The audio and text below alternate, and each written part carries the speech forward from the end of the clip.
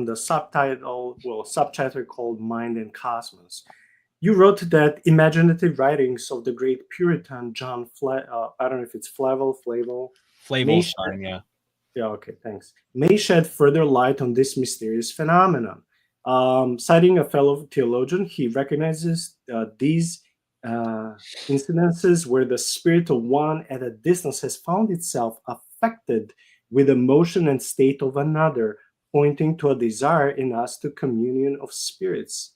He speaks of our communication through the eye and the ear as quote unquote as painful and short in comparison with a quote unquote better way of soul to soul communication. He speaks to these anomalous instances of spirit to spirit communication as a foretaste of the heavenly state where there will be an ability in those blessed spirits silently and without sound to instill and I can pronounce this. Insinuate. Okay, their minds and thoughts to each other by a mere act of their wills. Like, wow, so the person had the ability, like Paul or John, to actually see how it will look like, in the eschaton and in the kingdom of God, with these abilities that you don't even have to talk. This is like having a divine ability that will transcend our humanity. So I was thinking, if you have anything to say on this. Yes. So I cite the Puritan John Flavel, number one, because he's so highly respected by conservative Christians, especially people in the Reformed community, people that would be skeptical of ESP. I point to John Flavel and his treatise on the spirit, the human spirit. And John Flavel in his day recognized there's these moments that are hard to explain when one person is just filled with the emotions in the content of the thoughts of another person. They didn't have the word telepathy back then, but basically he's talking about telepathy, and his theory was, well, in heaven or whatever, after we discard this body and in the intermediate state, and perhaps after the resurrection, we're going to be able to communicate perfectly. We won't have to use words are low bandwidth because we have to take our thoughts, put them in words that we think the other person will understand. They're going to hear them and try to recreate the thought that we have. But in telepathy, or whatever he calls it, you get to perfectly communicate your thoughts to one another. So his theory is, in heaven, this is how the angels communicate to one another. They don't have to use words. They can just mind to mind communicate. And we're going to enjoy that in the afterlife.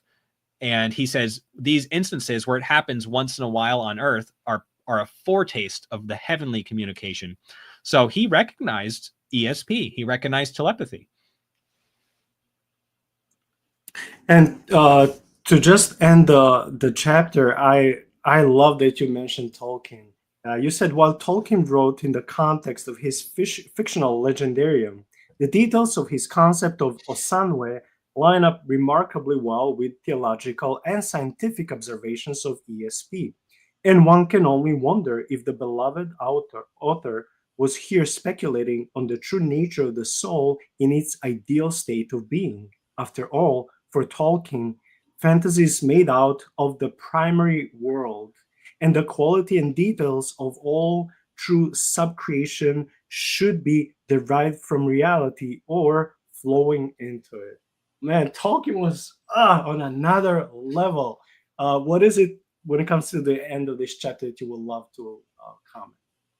Yeah, I loved bringing Tolkien into this because he really, if anyone had the imagination that I'm trying to create in my book, Tolkien had it. He had a view of the universe as a sacramental universe where everything pointed to God. And when he writes his fiction, he's not just saying, "Oh, this is this play world." When he writes things, he's playing off of themes in the world as it truly is. So when he talks about hobbits, he says things like, "Oh, we don't see very many of them nowadays," as if "Oh, this really happened a long time ago." Now he wouldn't really say everything in his books really happened, but he is playing off of themes that we see in the physical world, in the history of the world, and also in the spiritual dimension. And one of the things in his book is this form of telepathy where the angels, which are the Maiar and the Valar, can communicate mind to mind.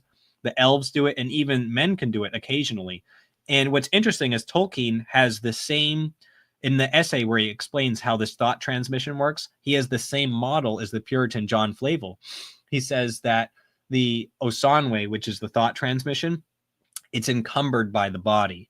And so the body is like this barrier. So the less attached you are to the body, the more you can use this mind-to-mind communication, which is why men have the smallest ability, elves have it a little more, and then the angels, which their embodiment is optional. They can be angelic or they can take on a body. They have it at full measure.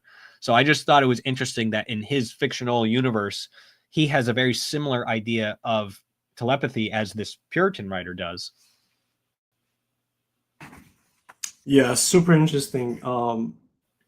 I love when fiction and theology meet and when they talk about the same thing by using different sources. That's beautiful. That's why I enjoyed so much when I interviewed this Christian scholar and professor, Dr. Marcus. We talked about a couple of stuff.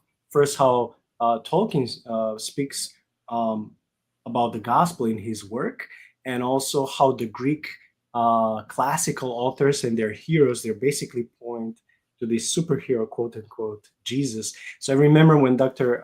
Marcus would tell me, hey, sometimes instead of reading devotionals, I would read Greek classics as devotionals because that would just pump my faith. I'm like, I love hearing these things because it just reminds me of what theologians love to say. All truths are God truths, or all truth is God's truth. So it doesn't matter if it came from Greek philosophers, from pagans, from here or there, from mathematicians, from scientists. If we discover something about this amazing universe and it all points to God, I don't think it's not wrong to take it and baptize it into the gospel and say, hey, we can use now this tool also for spreading the gospel. And using imagination and fantasy authors is, for me, one of the beautiful things when it comes to apologetics.